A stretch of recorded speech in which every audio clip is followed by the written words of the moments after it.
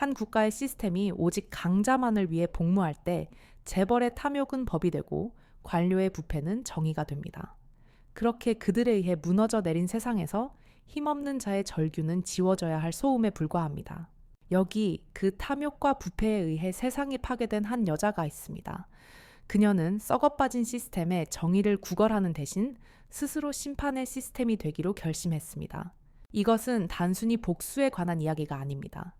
이것은 부패한 권력과 탐욕스러운 재벌이 만들어낸 폐허 위에서 한 인간의 슬픔과 분노가 어떻게 가장 무서운 무기로 변해가는지에 대한 기록입니다.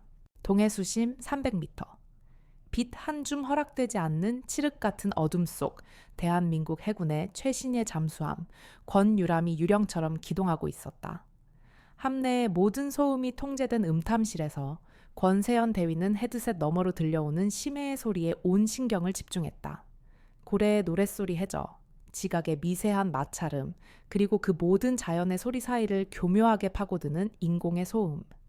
그녀의 귀는 단순한 청각기관이 아니었다. 그것은 국가의 안보를 책임지는 가장 정밀한 레이더였다. 방위 285, 미확인 음원 포착, 스크류 캐비테이션 공동현상 소음, 패턴 분석 결과 적성국 델타급 잠수함으로 추정, 거리 20km 접근 중. 그녀의 차분하고 명료한 보고는 즉시 함교로 전달되었다. 함내에는 팽팽한 긴장감이 흘렀지만 세연의 표정에는 어떤 변화도 없었다. 그녀에게 이것은 공포나 위기가 아닌 해결해야 할 상황일 뿐이었다. 그녀는 10년간의 군 생활 동안 감정을 배제하고 데이터와 논리로 사고하는 법을 훈련받았다. 그녀의 심장은 조국이라는 거대한 기계를 움직이는 차가운 부품처럼 뛰고 있었다. 몇 시간의 대치와 심리전 끝에 적성 잠수함은 결국 항로를 변경하여 퇴각했다. 또 한 번에 보이지 않는 승리. 하지만 세연은 기뻐하지 않았다. 임무 완수. 그것으로 끝이었다. 그녀의 삶에서 유일하게 감정이 허락되는 순간은 작전이 끝나고 동생 세아와 통화할 때뿐이었다. 통신이 연결되자 태블릿 화면에 앳되고 밝은 얼굴이 떠올랐다. 올해 고등학교 3학년인 동생 권세아. 12년 전 불의의 사고로 부모님을 동시에 여인 후 세연에게 세아는 동생이자 딸이었고 그녀가 존재하는 이유 그 자체였다. 언니, 나 이번에 대한민국 청소년 미술대전에서 최우수상 탔다. 심사위원들이 내 그림 보고 천재라고 했대. 세아는 자신이 그린 커다란 캔버스를 화면에 비췄다. 캔버스에는 군복을 입고 바다를 등진한 여성의 뒷모습이 그려져 있었다. 고독해 보이지만 세상을 모두 짊어진 듯 굳건한 모습. 바로 세아가 바라보는 언니의 모습이었다. 우리 세아 정말 대단하다. 자랑스럽다. 세연의 입가에 희미한 미소가 번졌다. 10년 넘게 웃는 법을 잊었던 그녀가 유일하게 미소 짓는 순간이었다. 언니 휴가 나오면 내가 상금으로 세상에서 제일 맛있는 거 사줄게. 빨리 와야 해 보고 싶어. 죽겠단 말이야. 알았어. 이번 작전 끝나면 긴 휴가야. 같이 파리에 가서 진짜 미술관 구경하자. 약속할게. 그 약속은 영원히 지킬 수 없는 약속이 되고 말았다. 한 달 후 작전을 마치고 육지로 복귀한 세연을 맞이한 것은 싸늘한 비보였다. 동생 세아가 한강 다리 밑에서 시신으로 발견되었다는 소식. 경찰이 통보한 사인은 학업 스트레스로 인한 비관 자살이었다. 세연은 단 한순간도 그들의 말을 믿지 않았다. 병원 연간실 하얀 천 아래 누워있는 동생의 모습은 그녀가 알던 세아의 모습이 아니었다. 창백한 얼굴과 굳게 닫힌 입술. 하지만 세연의 눈은 다른 것을 보고 있었다. 동생의 가녀린 손목과 팔 곳곳에 선명하게 남은 필사적으로 무언가를 막으려다 생긴 방어흔. 그리고 옷 속에 감춰져 있던 끔찍한 폭력의 흔적들. 내 동생한테 무슨 짓을 한 거야? 분노를 억누른 세연은 국과수에 정식으로 부검을 요청했다. 그러나 며칠 뒤 나온 부검 결과는 그녀를 더욱 깊은 절망으로 밀어넣었다. 부검을 진행한 법의관은 그녀를 앞에 앉혀놓고 지극히 사무적인 말투로 말했다. 사인은 익사. 체내에서 소량의 알코올과 항구울제 성분이 검출됐습니다. 외상은 대부분 추락 시 강물 속 이물질과 부딪혀 생긴 것으로 보입니다. 즉, 자살의 소견을 뒤집을 만한 법의학적 증거는 발견되지 않았습니다. 말도 안 됩니다. 제 동생 팔에 있던 방거흐는요. 목에 희미하게 남아있던 자국은요. 권세연 씨, 슬픔에 잠겨 객관성을 잃으신 것 같은데 그건 법의학적으로 유의미한 소견이 아닙니다. 비전문가의 눈에는 그렇게 보일 수도 있겠죠. 법의관의 눈빛에는 동정심 대신 귀찮은 민원인을 대하는 듯한 권태로움이 서려 있었다. 세연은 그 순간 깨달았다. 이곳 역시 진실을 밝히는 곳이 아니라 진실을 덮는 곳이라는 것을. 유진그룹의 손길은 이미 국과수에까지 뻗쳐 있었던 것이다. 세연은 장례 절차를 모두 중단시켰다. 그녀는 군 정보부대 요원의 모든 능력을 동원해 동생의 마지막 24시간을 재구성하기 시작했다. 동생의 휴대폰 통화 기록, SNS 이메일, 그리고 동네 상가의 CCTV까지. 그녀는 밤을 새워가며 데이터를 분석했고 마침내 지옥의 퍼즐 조각들을 맞춰 나갔다. 사건의 발단은 대한민국 재계서열 5위 유진그룹의 황태자, 최민혁의 생일 파티였다. 세아는 파티에 참석했던 단짝 친구에게서 재벌들 파티라는데 구경만 하고 오자는 말에 이끌려 따라 나섰다. 그곳에서 최민혁은 그림 잘 그리는 애라며 세아에게 접근했다. 그리고 파티가 끝난 후 그는 세아를 자신의 별장으로 강제로 끌고 갔다. 세연은 세아의 단짝 친구를 찾아갔다. 그 아이는 세연의 눈을 피하며 덜덜 떨리는 목소리로 말했다. 세아가 요즘 많이 힘들어했어요. 그림 그리는 것도 스트레스 받는다고. 그날도 술을 좀 마시고 갑자기 혼자 바람 쐬고 싶다고 나가버렸어요. 거짓말. 명백한 거짓말이었다. 세연은 아이의 눈에서 공포와 죄책감을 읽었다. 유진그룹이 이 어린 아이까지 협박하고 회유한 것이 틀림없었다. 분노가 머리끝까지 치밀었지만 세연은 냉정을 유지했다. 그녀는 이제 누구도 믿지 않았다. 오직 자신과 데이터만을 믿었다. 그녀는 사설 해커를 고용해 별장 주변의 사설, CCTV와 차량 블랙박스 영상들을 긁어모았다. 그리고 마침내 찾아냈다.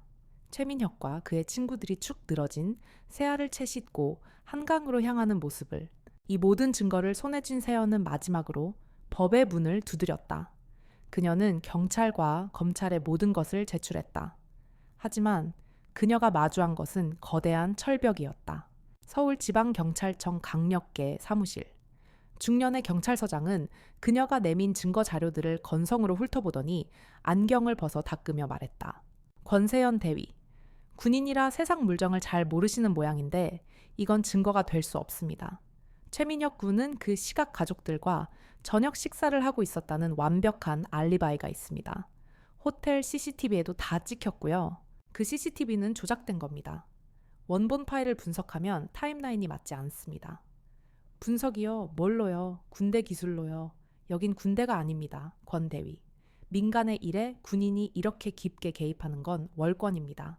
그의 말투에는 은근한 협박이 담겨 있었다. 담당 검사실의 분위기는 더욱 냉랭했다. 젊은 엘리트 검사는 서류를 책상 위에 던지다시피 하며 말했다. 동생을 잃은 슬픔은 이해하지만 망상에 사로잡혀 무고한 사람을 범인으로 몰면 무고죄로 역고소 당할 수 있습니다. 유진그룹이 어떤 곳인지 몰라서 이러는 겁니까? 세연은 그들의 눈빛에서 확신했다. 그들은 진실에 관심이 없었다. 그들은 이미 유진그룹에 충실한 개가 되어 짓고 있을 뿐이었다. 결정타는 그날 밤 찾아왔다. 세연의 낡은 아파트에 검은색 세단을 타고 온 변호사들이 방문했다. 유진그룹의 로고가 박힌 명함을 내민 그들은 조금의 동정심도 없는 비즈니스적인 태도로 말했다. 권세연 씨, 최진태 회장님께서 동생분의 비보에 깊은 유감을 표하셨습니다. 그들은 테이블 위에 고급스러운 가죽 가방을 올려놓았다. 가방을 열자 5만 원권 돈다발이 가득 차 있었다. 위로금으로 5억 원입니다. 이 돈으로 동생분 장례도 잘 치르시고 마음도 추스르시길 바랍니다. 그리고 한 가지 충고드리죠. 계란으로 바위치기라는 말이 있습니다. 바위는 깨지지 않지만 계란은 더러운 흔적만 남기고 사라지죠. 부디 현명한 판단을 하시길 바랍니다. 세연은 말없이 돈 가방을 바라보았다. 그녀의 눈동자는 깊이를 알 수 없는 심해처럼 모든 빛을 빨아들이고 있었다. 그녀는 천천히 고개를 끄덕였다. 알겠습니다. 회장님의 깊은 유감 잘 받겠습니다. 변호사들은 만족한 듯 웃으며 돌아갔다. 그들이 사라진 현관문을 바라보며 세연은 중얼거렸다. 그래, 현명한 판단을 해야지. 바로 그 시각 강남의 최고급 룸살롱. 최민혁은 자신의 친구들과 위기 탈출을 자축하는 파티를 벌이고 있었다. 야, 그 여자애 언니가 군인이라길래 좀 쫄았는데 역시 우리 아빠가 최고라니까 돈 몇 푼 쥐어주니 바로 꼬리 내리더만. 민혁아, 너 그러다 진짜 큰일 나. 그 여자애 죽었잖아. 죽긴 누가 죽어. 지가 알아서 강물에 뛰어든 거지. 안 그래? 하하하. 그들은 세아를 모욕하며 광란의 밤을 보내고 있었다. 그들의 웃음소리는 세연이 마주한 세상의 잔인함을 대변하고 있었다. 그녀의 세계는 산산조각 났다. 그녀가 목숨 바쳐 지키려 했던 국가의 시스템은 썩은 권력 앞에서 무력했다. 법과 정의는 돈과 권력의 다른 이름일 뿐이었다. 신이 죽고 법이 죽고 희망이 죽었다. 그녀의 세상은 완벽하게 그리고 처참하게 추락했다. 동생의 장례는 조용히 그리고 빠르게 치러졌다. 찾아오는 이 하나 없는 텅 빈 장례식장에서 세연은 홀로 동생의 영정을 지켰다. 그녀는 울지 않았다. 눈물은 이미 그녀의 내면에서 모두 말라버린 듯했다. 그녀의 슬픔은 눈물로 흘려보낼 수 있는 종류의 것이 아니었다. 그것은 그녀의 영혼을 갉아먹고 그 자리에 차가운 증오와 사리를 채워 넣는 독 두과 같았다. 장례를 마치고 돌아온 아파트. 문을 열자 세아의 흔적이 그녀를 맞았다. 현관에 놓인 낡은 운동화, 소파 위의 그림 도구들, 냉장고에 붙어있던 언니 사랑해 라는 메모. 이 모든 것이 비수가 되어 세연의 심장을 찔렀다. 그녀는 며칠 동안 아무것도 하지 않았다. 먹지도 자지도 않고 소파에 앉아 어둠 속에서 세아의 마지막을 그리고 자신이 마주했던 거대한 벽을 곱씹었다. 그녀의 머릿속에서는 수만 번의 시뮬레이션이 반복되었다. 청와대에 민원을 넣는다면, 언론에 제보한다면, 인권단체에 호소한다면 결론은 언제나 같았다. 패배. 유진그룹은 그 모든 것을 막아낼 힘이 있었다. 그들은 언론을 통제하고 여론을 조작하고 필요하다면 그녀를 정신 이상자로 만들어 사회에서 매장시킬 수도 있었다. 이 게임은 처음부터 승패가 정해져 있었다. 공정한 규칙 따위는 존재하지 않았다. 절망의 끝에서 그녀는 마침내 한 가지 결론에 도달했다. 규칙이 불공정하다면 판 자체를 엎어버리면 된다. 법이 나를 보호하지 않는다면 내가 법이 되어 그들을 심판한다. 그날 밤 세연은 결심했다. 그녀는 욕실로 들어갔다. 그리고 거울 앞에 서서 오랫동안 길러온 자신의 머리카락을 군용 나이프로 잘라내기 시작했다. 서걱서걱 긴 머리카락이 힘없이 바닥으로 떨어져 나갔다. 그것은 지난날에 연약했던 자신과의 결별 의식이었다. 머리를 다 자른 그녀는 아파트에 있던 세아의 모든 흔적 그림, 사진 옷가지를 커다란 상자에 담았다. 그리고 자신의 모든 과거도 함께 담았다. 자랑스러운 해군, 장교 정복 수많은 훈련을 통해 받은 훈장, 부모님의 유품인 낡은 사진, 그리고 동생과 함께 찍은 유일한 스티커 사진까지. 그녀는 이 모든 것을 들고 아파트 옥상으로 올라갔다. 그리고 드럼통 안에 그것들을 쏟아붓고 기름을 부은 뒤 불을 붙였다. 활활 타오르는 불길 속에서 그녀의 과거가 재로 변해가고 있었다. 웃고 있던 동생의 얼굴이 늠름했던 자신의 모습이 행복했던 모든 기억이 검은 연기가 되어 사라졌다. 세연은 그 불꽃을 무표정하게 바라보았다. 그녀의 눈동자에 이글거리는 불꽃이 비쳤다. 그것은 파괴의 불꽃이자 복수의 불꽃이었다. 인간 권세연은 그 불길 속에서 죽었다. 그리고 잿더미 속에서 새로운 존재가 눈을 떴다. 다음 날 세연은 움직이기 시작했다. 그녀는 유진그룹이 준 5억 원을 들고 어둠의 세계로 들어갔다. 그녀는 돈으로 자신의 흔적을 지웠다. 사망 신고를 위장하고 새로운 신분을 사들였다. 해군 정보부대에서 익혔던 기술로 자신의 모든 디지털 기록을 삭제했다. 대한민국에서 권세연이라는 인물은 공식적으로 실종 후 사망 처리되었다. 그녀는 서울 외곽에 버려진 공장을 개조하여 새로운 아지트를 만들었다. 내부는 최첨단 컴퓨터와 서버 해킹 장비, 감청 장비로 가득 채워졌다. 그곳은 복수를 위한 전쟁 지휘 사령부였다. 사령부의 중앙 거대한 스크린에는 그녀가 직접 설계한 복수의 설계도가 떠 있었다. 작전명 낙원의 몰락 패러다이스 러스트. 최종 목표 유진그룹의 완벽한 파괴 및 관련자 전원 심판. 주요 타겟 리스트. 최민혁 코드명 이카루스 유진그룹 황태자. 직접적인 가해자. 심판 방식 사회적 정신적 파괴 후. 최종 제거 최진태 회장. 코드명 즈스 유진그룹 총수. 악의 근원. 심판 방식 제국의 몰락을 두 눈으로 목격하게 한 후 법의 이름으로 구속 첸 경찰청장 코드명 케르베로스 유진의 문지기게. 심판 방식 비리 폭로를 통한 사회적 매장 담당 부장검사 코드명 하데스 유진의 지하세계 지배자. 심판 방식 법복을 벗기고 죄수복을 입힘 서울시장 코드명 올림푸스 유진의 정치적 방패. 심판 방식 정치적 생명 박탈. 그녀는 각 타겟의 프로필과 약점을 치밀하게 분석했다. 그들의 재산 가족 관계 숨겨진 애인, 비밀 계좌 정치적 커넥션까지. 모든 정보가 거미줄처럼 연결되어 거대한 악의 네트워크를 형성하고 있었다. 하지만 이 모든 정보를 세상에 알릴 스피커가 필요했다. 세연은 자신의 존재를 철저히 숨긴 채 복수의 대리인을 내세워야 했다. 그녀의 레이더에 단 한 사람이 걸려들었다. 5년 전 유진그룹의 분식회계 의혹을 취재하다가 해고당하고 소송에 휘말려 모든 것을 잃은 전직 탐사보도 전문 기자 강민준. 그는 현재 작은 인터넷 언론사를 운영하며 술에 의지해 무기력하게 살아가고 있었다. 세연은 강민준의 과거를 파고들었다. 유진그룹은 그를 무너뜨리기 위해 그의 아내에게 불륜이라는 누명을 씌우고 어린 딸의 학교에 악성 루머를 퍼뜨려 가정을 파탄냈다. 그는 단순히 직업을 잃은 게 아니라 삶 자체를 빼앗겼다. 세연은 익명의 이메일을 통해 그에게 접근했다. 보낸 사람 네메시스. 제목 당신이 잃어버린 진실을 돌려주지. 메일에는 강민준이 5년 전 취재하다 중단할 수밖에 없었던 유진그룹의 분식회계 내부 자료 원본 파일과 함께 그의 아내에게 누명을 씌웠던 유진그룹 법무팀의 작전 계획서가 첨부되어 있었다. 그리고 한 줄의 메시지가 적혀 있었다. 나는 당신에게 유진을 무너뜨릴 칼을 쥐어주겠다. 당신은 그 칼을 휘두르는 나의 손이 되어라. 선택은 당신의 목. 이메일을 확인한 강민준의 눈이 몇 년 만에 처음으로 기자의 눈빛으로 번뜩였다. 그는 답장을 보냈다. 좋다, 네메시스. 당신이 누구든 상관없다. 시작하자.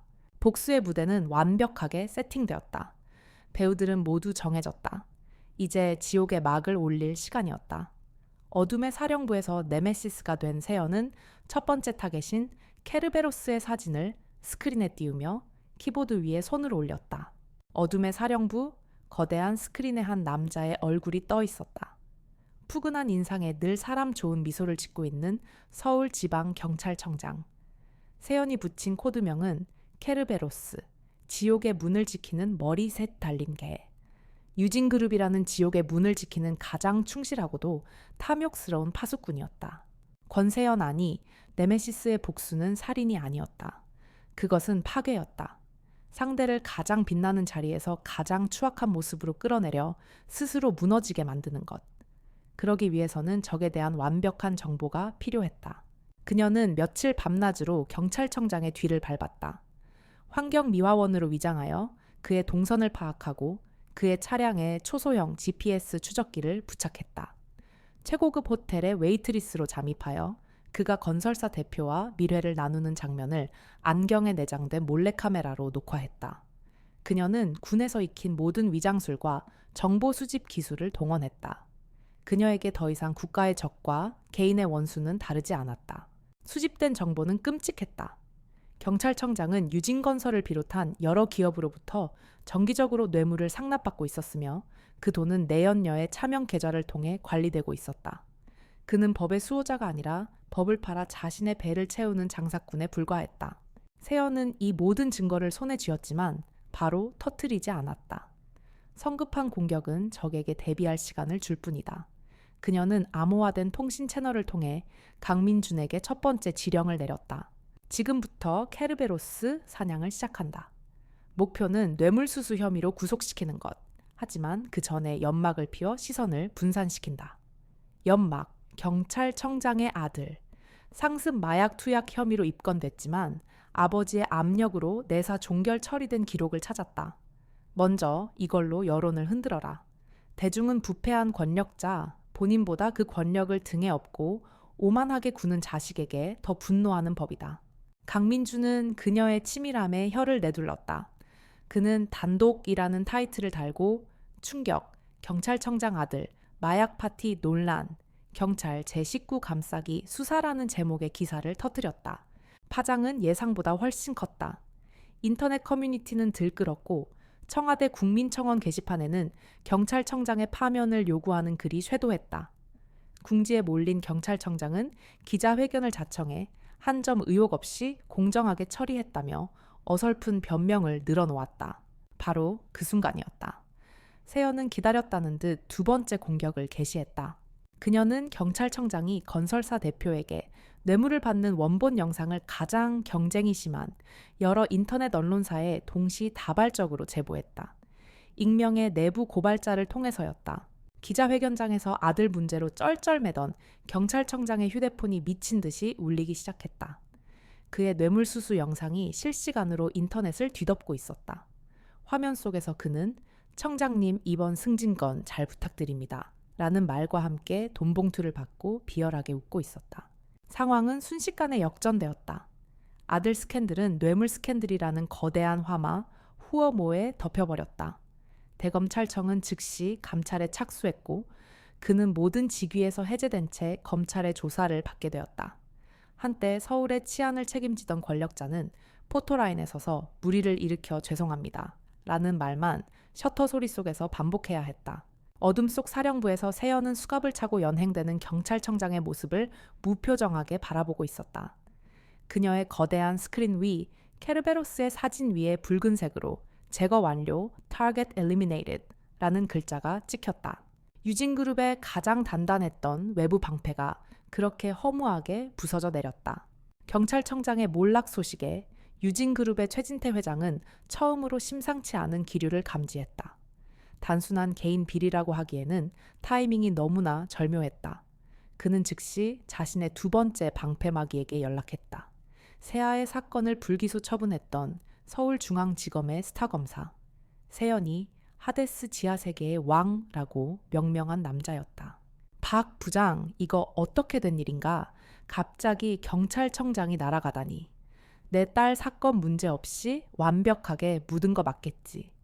최 회장의 목소리에는 불안함이 섞여 있었다. 회장님, 걱정 마십시오. 그 사건은 이미 완벽하게 종결되었습니다. 증거 불충분으로 제가 직접 불기소 처분 내렸습니다. 누구도 다시 뒤집을 수 없습니다. 박 부장검사는 자신만만하게 대답했다. 그는 유진그룹이라는 든든한 배경을 믿고 있었다. 하지만 그 역시 네메시스의 두 번째 사냥감에 불과했다. 세연은 박 부장검사를 무너뜨리기 위해 경찰청장 때와는 다른 방법을 사용했다. 단순한 비리 하나로는 검사 조직의 제19 감싸기를 뚫기 어려웠다. 그녀는 그가 상습적인 범죄자라는 사실을 입증해야 했다. 그녀는 검찰 내부망의 방화벽을 뚫고 들어갔다. 군 정보부대에서도 최고 수준으로 평가받았던 그녀의 해킹 실력 앞에 국가사법기관의 보안 시스템은 종이장과 같았다. 그녀는 지난 10년간 박 부장검사가 처리했던 모든 사건 기록을 다운로드했다. 그리고 그 기록들을 강민준에게 넘겼다. 강민준은 전직 기자의 인맥을 총동원하여 그 사건들의 피해자들을 다시 만나기 시작했다. 결과는 충격적이었다. 박 부장검사는 유진그룹과 관련된 수많은 사건들, 폭행 탈세 산업재해, 은폐을 교묘하게 불기소 처분하거나 증거를 조작하여 무혐의로 만들어주고 있었다. 그 대가로 그는 유진그룹의 비밀 장학생이 되어 강남의 고급 아파트와 외제차를 제공받고 있었다. 세아의 사건은 그가 저지른 수많은 악행 중 하나일 뿐이었다. 강민주는 탐사보도 시리즈를 기획했다. 제목은 하데스의 법전 유진그룹 무죄사전.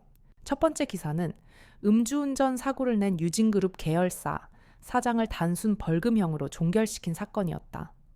두 번째 기사는 유진건설 현장에서 발생한 노동자 사망 사건을 피해자, 과실로 둔갑시킨 이야기였다.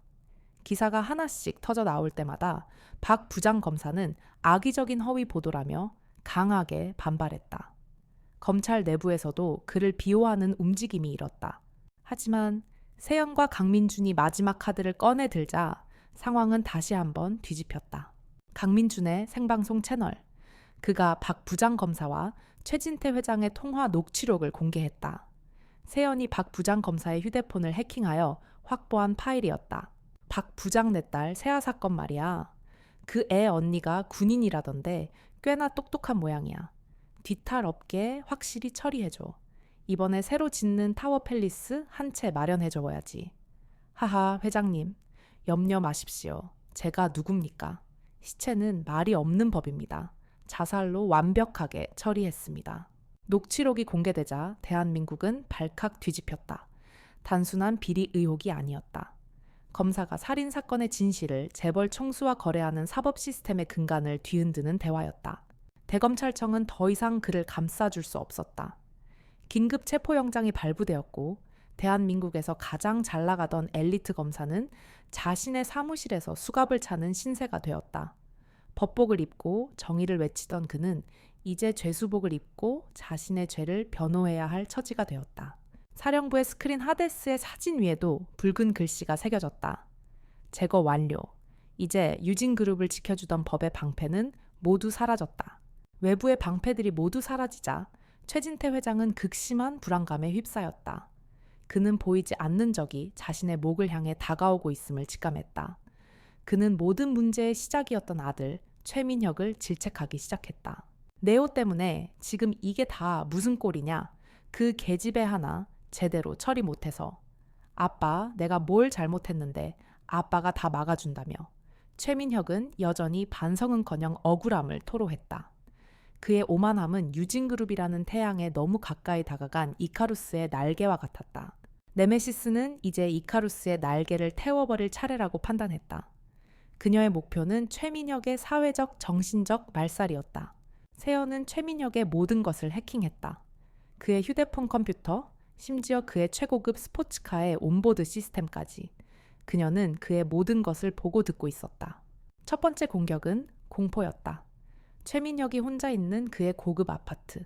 갑자기 모든 스마트 기기들이 동시에 켜졌다. TV와 컴퓨터 태블릿 화면에 피 흘리는 세아의 사진이 나타났다. 최고급 오디오 시스템에서는 네가 나한테 무슨 짓을 했는지 알아 라는 여자아이의 울음소리가 흘러나왔다. 으악, 뭐야, 꺼져. 최민혁은 미친 듯이 소리 지르며 기기들의 전원을 뽑았지만 소용없었다. 공포는 그의 정신을 갉아먹기 시작했다. 두 번째 공격은 고립이었다. 세연은 최민혁의 휴대폰에서 그의 친구들과 나눈 대화 내용을 확보했다. 그들은 서로의 약점을 잡고 뒤에서는 온갖 욕설을 하며 비즈니스적으로 뭉쳐있는 쓰레기 집단이었다. 세연은 그들의 대화 내용을 교묘하게 편집하여 마치 최민혁이 친구들을 배신하고 그들의 비밀을 폭로한 것처럼 꾸며 각자에게 익명으로 전송했다. 최민혁 이 새끼 우리 뒤통수를 쳐. 그의 친구들은 모두 등을 돌렸다. 그는 하루아침에 완벽한 외톨이가 되었다. 세 번째 공격은 수치심이었다. 세연은 강민준에게 최민혁의 추악한 사생활 영상을 넘겼다. 강남클럽 VIP룸에서 약에 취해 모델 지망생들을 폭행하는 영상 지하주차장에서 대리운전 기사에게 갑질하며 욕설을 퍼붓는 영상. 이 영상들은 재벌 황태자의 두 얼굴이라는 이름으로 세상에 공개되었다. 최민혁은 국민적인 쓰레기이자 망나니로 낙인 찍혔다. 어딜 가나 사람들의 경멸 어린 시선과 수군거림을 견뎌야 했다. 그의 자존심은 산산조각 났다. 네 번째 공격은 가장 잔인한 심리적 고문이었다. 세연은 익명의 갤러리를 통해 세아가 죽기 전 그렸던 모든 그림들을 사들였다. 그리고 그 그림들을 한밤중에 최민혁의 펜트하우스 거실에 몰래 가져다 놓았다. 잠에서 깨어난 최민혁은 자신이 죽인 소녀의 순수한 꿈과 재능으로 가득 찬 공간 속에서 완벽하게 고립되었다. 그는 그림들을 부수고 찢으며 발악했지만 그림 속 세아의 맑은 눈동자는 계속해서 그를 응시하는 듯했다. 정신적으로 완전히 무너진 최민혁은 마약과 술에 더욱 의존했다. 어느 날 밤 그는 환각 상태에서 스포츠카를 몰고 강변북로를 역주행하다 큰 사고를 냈다. 현장에 출동한 경찰에게 그는 횡설수설하며 소리쳤다. 죽은 여자가 날 쫓아와 내 채 그린붓을 놓고 갔어. 모두가 날 감시하고 있어. 이 모습은 그대로 언론에 생중계되었다. 유진그룹의 황태자가 마약에 취해 교통사고를 내고 횡설수설하는 모습. 이것은 유진그룹의 이미지에 회복 불가능한 타격을 입혔다. 최진태 회장은 마침내 결단을 내렸다. 그는 더 이상 아들이 아니었다. 그룹의 존폐를 위협하는 암 덩어리였다. 그는 사람을 시켜 최민혁을 강제로 정신병원에 감금시켰다. 대외적으로는 심신 안정을 위한 치료라고 발표했지만 사실상 아들을 사회로부터 격리시킨 것이었다. 사령부의 스크린, 활알 타는 날개를 단체 추락하는 이카루스의 사진 위에 무력화 완료, Target Neutralized라는 글자가 찍혔다. 네메시스는 자신의 손에 피 한 방울 묻히지 않고 가장 오만했던 적을 스스로 파멸하게 만들었다. 이제 그녀의 시선은 마지막 남은 단 한 사람 모든 악의 정점에 있는 지스트 최진태 회장과 그가 세운 제국 올림푸스를 향하고 있었다. 복수의 3단계 제국의 심장을 파괴할 시간이 다가오고 있었다. 최진태 회장은 자신의 제국 유진그룹의 심장부인 최상층 집무실에서 잠 못 이루는 밤을 보내고 있었다. 그가 평생 쌓아 올린 올림푸스는 이제 사방이 포위된 요새와 같았다. 그는 국내 최고의 보안 업체와 해커들을 고용해 보이지 않는 적 네메시스를 추적하게 했다. 하지만 그들은 아무것도 찾아내지 못했다. 네메시스는 이름 그대로 실체 없는 복수의 여신처럼 그들의 모든 방어망을 비웃으며 유유히 빠져나갔다. 대체 누구냐? 대체 어떤 놈이 나에게 대적하는 거냐? 최 회장의 분노는 점차 공포로 변해가고 있었다. 그는 자신의 모든 인맥을 동원해 사태를 수습하려 했지만 한때 그의 전화 한 통에 설설 기던 권력자들은 이제 그의 전화를 피하기 시작했다. 침몰하는 배에서 가장 먼저 탈출하는 것은 쥐새끼들이기 마련이다. 같은 시각 어둠의 사령부에서 권세현은 마지막 공격을 위한 판도라의 상자를 완성하고 있었다. 그것은 지난 20년간 유진그룹이 저지른 모든 불법과 비리의 역사를 담은 500GB에 달하는 디지털 파일이었다. 스위스 은행의 비밀 계좌를 통한 수조 원대의 비자금 조성 내역 정관계 인사들에게 뿌려진 뇌물 리스트 주가, 조작과 분식 회계를 통해 개미 투자자들의 피를 빨아먹은 기록 경쟁사를 무너뜨리기 위해 저지른 온갖 공작들까지. 그것은 단순한 데이터가 아니었다. 한 기업이 한 국가의 시스템을 어떻게 갉아먹고 괴물이 되었는지를 보여주는 대한민국 현대사의 추악한 이면 그 자체였다. 세연은 강민준에게 마지막 작전 계획을 전달했다. 디데이는 41시간 후 유진그룹의 창립 기념일이다. 가장 화려한 축제의 날을 가장 끔찍한 재산 날로 만들어준다. 공격 루트는 전 방위 동시 타격. 당신은 국내에서 생방송으로 폭로를 시작한다. 나는 동시에 이 판도라의 상자를 전 세계의 심장부로 보낸다. 미국 법무부, DOJ 증권거래위원회, SEC 스위스 금융감독청 FINMA, 그리고 월스트리트 저널과 파이낸셜 타임스까지. 대한민국 정부가 막을 수 없도록 전 세계가 유진그룹의 범죄를 심판하게 만들 것이다. 강민주는 그녀의 계획에 전율했다. 이것은 복수를 넘어선 하나의 거대한 전쟁이었다. 유진그룹 창립 50주년 기념일. 최진태 회장은 애써 태연한 척하며 화려한 기념식을 열었다. 그는 이 행사를 통해 아직 유진그룹이 건재하다는 것을 과시하고 싶었다. 하지만 그것은 몰락을 앞둔 제국의 마지막 발악에 불과했다. 기념식이 절정에 달한 순간 모든 것이 시작되었다. 강민준이 자신의 채널을 통해 생중계, 유진그룹 50년, 그 거짓된 신화의 종말이라는 제목의 방송을 시작했다. 그는 세연에게 받은 자료들을 하나씩 공개하며 유진그룹의 범죄를 냉철하게 고발했다. 지금부터 여러분은 대한민국이라는 국가가 어떻게 한 재벌 가문에 의해 유린당해 왔는지를 목격하게 될 것입니다. 동시에 지구 반대편의 월스트리트, 유진그룹의 주식이 상장된 뉴욕증권거래소 NYSE에 비상이 걸렸다. 미국 법무부와 증권거래위원회가 유진그룹의 회계 부정과 주가 조작 혐의에 대한 전면적인 조사에 착수했다는 뉴스가 속보로 타전된 것이다. 스위스에서는 비밀 계좌들이 동결되기 시작했다. 전 세계 언론들이 유진그룹 스캔들을 한면 톱 기사로 다루기 시작했다. 서울 여의도 증권거래소는 아비규환의 현장으로 변했다. 유진그룹과 그 계열사의 주가는 개장과 동시에 폭포수처럼 쏟아져 내렸다. 서킷 브레이커가 연달아 발동되었지만 끝없는 추락을 막을 수는 없었다. 수십 년간 유진그룹이라는 신화를 믿고 투자했던 수많은 개미 투자자들의 절규가 객장을 가득 메웠다. 기념식장에 있던 최진태 회장은 이 모든 상황을 실시간으로 보고받았다. 그의 얼굴은 새하얗게 질려갔다. 그는 미친 듯이 전화를 돌렸지만 아무도 받지 않았다. 대통령 비서실장도 여당 대표도 그가 돈으로 키웠던 모든 권력자들이 그를 외면했다. 그의 제국은 불과 몇 시간 만에 전 세계 앞에서 공중분해되고 있었다. 모든 것을 잃은 최진태 회장은 폐허가 된 집무실에 홀로 앉아 있었다. 창밖으로는 그의 빌딩을 포위한 수백 명의 기자들과 내 돈 내놔라 고 외치는 성난 투자자들의 함성이 들려왔다. 그때 그의 집무실 중앙에 놓인 거대한 모니터가 저절로 켜졌다. 화면에 나타난 것은 기계적인 음성 파형과 함께 네메시스라는 글자였다. 최진태 회장, 당신의 올림푸스는 이제 무너졌다. 변조되었지만 서늘한 분노가 담긴 여성의 목소리가 흘러나왔다.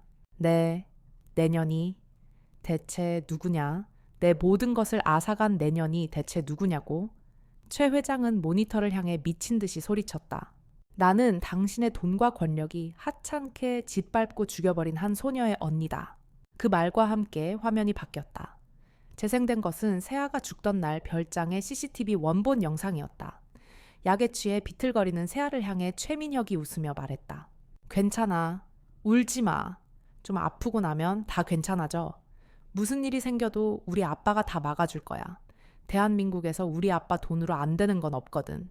영상을 보던 최진태 회장의 얼굴이 경악으로 일그러졌다.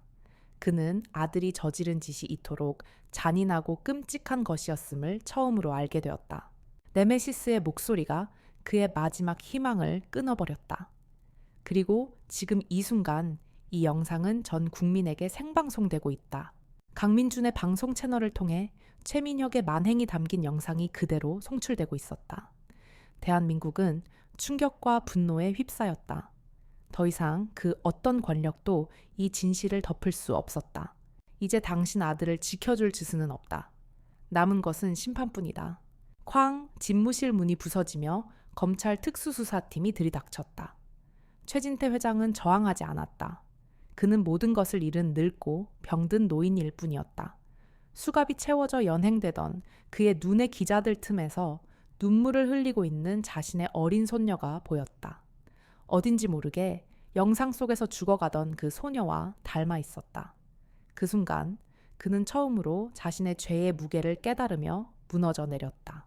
며칠 후 정신병원에 감금되어 있던 최민혁이 싸늘한 시신으로 발견되었다. 공식적인 사인은 약물 과다 복용으로 인한 심장마비. 하지만 그것이 절망에 빠진 자살인지 아니면 모든 것을 덮으려는 아버지의 마지막 짓이었는지 혹은 네메시스에 보이지 않는 마지막 심판이었는지는 아무도 알 수 없었다. 복수는 그렇게 끝났다. 한 달 후 권세현은 동생 세아의 묘비 앞에 서 있었다. 유진그룹은 해체되었고 최진태 회장은 무기징역을 선고받았다. 부패했던 권력자들은 모두 자리에서 물러나 법의 심판을 받았다. 세상은 네메시스라는 이름의 다크 히어로에게 열광했다. 모든 것이 그녀의 계획대로 이루어졌다. 완벽한 승리였다. 하지만 세연의 마음은 텅 비어 있었다. 불타는 분노가 사라진 자리에는 우주처럼 광활하고 차가운 공허함만이 남았다. 복수는 그녀에게 안식을 주지 못했다. 그저 그녀가 왜 살아야 하는지에 대한 마지막 이유마저 앗아갔을 뿐이었다. 그녀는 하얀 국화 한 송이를 묘비 앞에 내려놓았다. 세아야, 끝났어. 이제 다 끝났어. 근데 언니는 이제 뭘 해야 할까? 그녀의 눈에서는 눈물이 흐르지 않았다. 그녀의 영혼은 이미 복수의 불길 속에서 모두 타버려 눈물조차 흘릴 수 없는 사막이 되어 있었다. 강민주는 대한민국에서 가장 신뢰받는 언론인이 되었다. 그는 네메시스와의 공조를 통해 얻은 자료들을 바탕으로 사회의 부조리를 고발하는 탐사 보도를 계속했다. 사람들은 그를 진실의 파수꾼이라 불렀지만 그는 매일 밤 악몽에 시달렸다. 그는 자신이 정의를 실현했다고 믿었지만 동시에 한 인간의 영혼이 파괴되는 과정을 가장 가까이서 목격한 공범자이기도 했다. 그에게 네메시스는 영웅이자 동시에 지울 수 없는 상처였다. 그는 세연과의 마지막 통신을 잊을 수 없었다. 이제 당신의 역할은 끝났다. 나의 모든 기록을 삭제하고 평범한 삶으로 돌아가라. 당신은 어떻게 할 거지? 나는 내가 있어야 할 곳으로 돌아간다. 그것이 마지막이었다. 세연은 흔적도 없이 사라졌다. 1년 후 서울의 밤은 여전히 화려했다. 유진그룹이 사라진 자리는 새로운 재벌들이 채웠고 부패한 정치인들이 물러난 자리는 또 다른 위선자들이 차지했다. 세상은 쉽게 변하지 않았다. 늦은 밤 새로 임명된 국토부 장관이 자신의 집무실에서 건설업체로부터 거액의 뇌물을 받고 있었다. 그가 만족스러운 미소를 지으며 돈 가방을 닫는 순간 그의 컴퓨터 모니터가 저절로 켜졌다. 화면에는 아무런 이미지 없이 검은 바탕에 흰색 글씨 한 줄만 떠 있었다. 심연은 모든 것을 지켜보고 있다.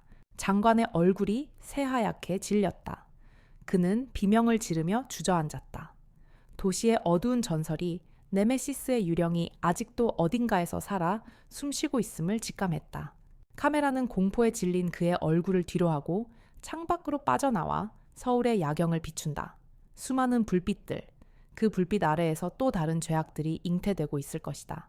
하지만 이제 세상은 안다. 정의가 눈을 감고 법이 침묵할 때 가장 깊고 어두운 심연에서 한 줄기 불꽃이 타오를 수 있다는 것을. 모든 것을 태워버리고 자신마저 재가 되어버릴지라도 그 불꽃은 가장 높은 탑마저 무너뜨릴 수 있다는 사실을. 네메시스는 사라졌지만 그녀가 남긴 공포와 전설은 새로운 시대의 정의가 되어 어둠 속에서 조용히 숨쉬고 있었다. 네메시스의 이야기는 이렇게 끝이 납니다. 그녀의 복수는 과연 진정한 정의였을까요? 아니면 또 다른 괴물을 낳았을 뿐일까요? 여러분은 권세연의 선택에 대해 어떻게 생각하시나요? 여러분의 생각을 댓글로 자유롭게 남겨주세요. 오늘 이야기가 여러분의 마음에 깊은 울림을 주었다면 구독과 좋아요를 통해 저희 채널을 응원해 주시길 바랍니다. 여러분의 관심과 참여가 더 깊고 의미 있는 이야기를 만드는 데 가장 큰 힘이 됩니다. 다음에도 더 강렬한 이야기로 찾아뵙겠습니다.